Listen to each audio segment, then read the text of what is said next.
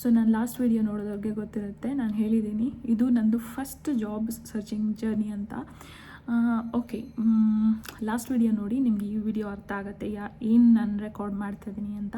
Okay, ನಾನು first ಹೇಳ್ತಾ ಇದ್ದಲ್ವಾ, ನನಗೆ ಅಂದರೆ ಈ ಥರ ಎಲ್ಲ ಮನೆಗೆ ಸುತ್ತರ್ದು ಅದು ಪಾಂಪ್ಲೆಟ್ಸಲ್ಲಿ ಕೊಡಬೇಕಿತ್ತು, ವೀಸಾ ಕೊಟ್ಟಿರಲಿಲ್ಲ, ಪ್ಲಸ್ ಏನು ಹೇಳ್ತಾರೆ ಸ್ಯಾಲ್ರಿ ಸರಿಯಾಗಿ ಬರ್ತಿಲ್ಲ. ಸೊ ಬಿಟ್ಬಿಟ್ಟೆ, ನಾನು ಆಗಿಲ್ಲ ನನ್ನ ಕೈಯಲ್ಲಿ. ಮತ್ತು ತಿರ್ಗಾ ಅದೇ ಸ್ಟೋರಿ.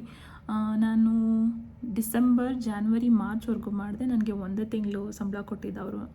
ಐ ಥಿಂಕ್ ಸೊ ಡಿಸೆಂಬರ್ದು ಒಂದೇ ಕೊಟ್ಟರು, ಜಾನ್ವರಿ ಫೆಬ್ರವರಿ ಕೊಟ್ಟಿಲ್ಲ ನನಗೆ.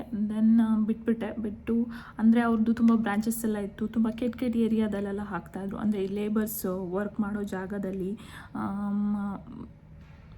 ಅದು ಮೆನ್ಷನ್ ಮಾಡಲ್ಲ, ಬಟ್ ಎಸ್ ಆ ಥರ ಜಾಗದಲ್ಲೆಲ್ಲ ಹಾಕ್ತಿದ್ರು. ತುಂಬ ಏನು ಅನ್ಕಂಫರ್ಟ್ ಆಗಿರುತ್ತೆ. ಅಂದರೆ ಎಲ್ಲಿ ಹುಡುಗಿರೇ ಹೋಗ್ದಿರೋ ಏರಿಯಾದಲ್ಲಿ ಹೋಗ್ಬಿಟ್ಟು ಹುಡುಗಿರು ಕೆಲಸ ಮಾಡಬೇಕಂದ್ರೆ ಏನೋ ಒಂಥರ ಅವ್ರೇನು ಮಾಡೋಕ್ಕಾಗಲ್ಲ. ಗೊತ್ತು ದುಬೈಯಲ್ಲೆಲ್ಲ ಸೇಫ್ ಅಂತ ಗೊತ್ತು, ಏನೂ ಮಾಡೋಕ್ಕಾಗಲ್ಲ. ಬಟ್ ಅದೊಂದು ವೇ ಆಫ್ ಲುಕ್ಕಿಂಗ್ ಇರುತ್ತೆ, ಕಣ್ಣಲ್ಲೇ ರೇಪ್ ಮಾಡಿಬಿಡೋದು. ಇದನ್ನು ತಡ್ಕೊಳಕ್ಕಾಗಲ್ಲ ನನಗೆ. ಸೊ ಬಿಟ್ಬಿಟ್ಟೆ, ನನಗೆ ಆಗಲಿಲ್ಲ.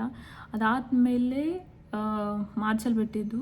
ಏಪ್ರಿಲ್, ಮೇ ಮತ್ತೆ ಹುಡುಕಿ ನನಗೆ ಮೇ ಮಿಡ್ಡಲ್ಲಿ ಕೆಲಸ ಸಿಕ್ತು ಒಂದು ಟ್ರೇಡಿಂಗ್ ಕಂಪ್ನಿಲಿ ಅಕೌಂಟೆಂಟಾಗಿ. ಸ್ಯಾಲ್ರಿ ಓಕೆ 2500 ಸ್ಟಾರ್ಟ್ ಆಗಿದ್ದು. ಬಟ್ ಆಮೇಲೆ ರಿಕ್ವೆಸ್ಟ್ ಮಾಡಿ ವಿತಿನ್ 1 ಮಂತಲ್ಲಿ ನಂಗೆ ಸ್ಯಾಲ್ರಿ ಜಾಸ್ತಿ ಆಯಿತು. ಆ್ಯಂಡ್ ದೆನ್ ವೀಸಾ ಕೂಡ ಹಾಕಿದ್ರು. ನಮ್ಮ ಬ್ಯಾಂಗ್ಳೂರವರೇ ಓನರು, ಎಲ್ಲ ಚೆನ್ನಾಗಿ ನಡೀತಾ ಇತ್ತು.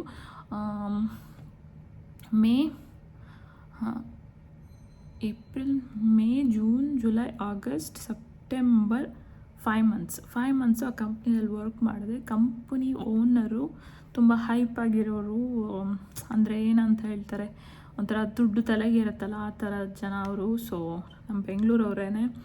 ಅವರು ಏನೋ ದೊಡ್ಡ ಪ್ರಾಜೆಕ್ಟ್ ಮಾಡಿ ಒಳ್ಳೆ ದುಡ್ಡು ಬಂತು ಅಂತ ಅದನ್ನು ತಗೊಂಡೋಗಿ ಎಲ್ಲೋ ಬೇಡದ ಕಡೆ ಹಾಕಿದರು. ಸೊ ಅದ್ರದ್ದು ಪ್ರತಿಫಲ ಕಂಪ್ನಿ ಕ್ಲೋಸ್ ಆಗಿ ಹೋಯಿತು. ಯಾವಾಗ? ಸೆಪ್ಟೆಂಬರ್. ಮತ್ತು ತಿರ್ಗಾ ಅಕ್ಟೋಬರ್, ನವಂಬರ್, ಡಿಸೆಂಬರ್, ಜನವರಿ ನಾನು ಜಾಬ್ಲೆಸ್, ಊರಿಗೆ ಹೋಗಿಲ್ಲ. ಇದ್ದಿದ್ದು ಸ್ವಲ್ಪ ಕಾಸ್ತಲ್ಲೇ ಮೇಂಟೆನೆನ್ಸು. ಅಂದರೆ ಆವಾಗೆಲ್ಲ ರೆಂಟೆಲ್ಲ ಸ್ವಲ್ಪ ಕಮ್ಮಿ ಇರ್ತಾಯಿತ್ತು, ಬೆಡ್ ಸ್ಪೇಸಲ್ಲಿ ಇರ್ತಾಯಿದ್ವಿ. 500 ಎಲ್ಲ ಕೊಟ್ಟು.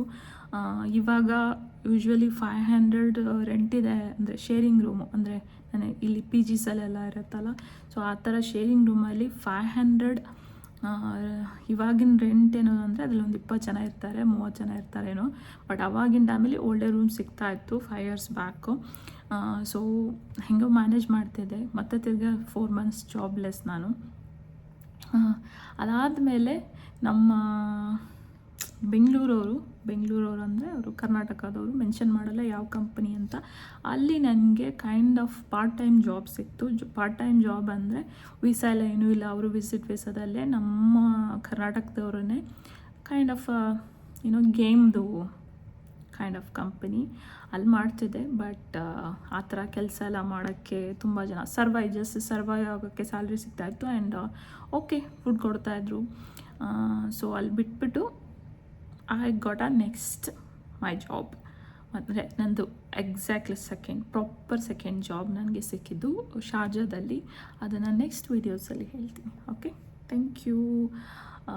ಪ್ಲೀಸ್ ಈ ವಿಡಿಯೋ ನೋಡಿ ನಿಮ್ಗೆ ಏನೋ ಅರ್ಥ ಆಗಿಲ್ಲ ಅಂದರೆ go back and watch other videos.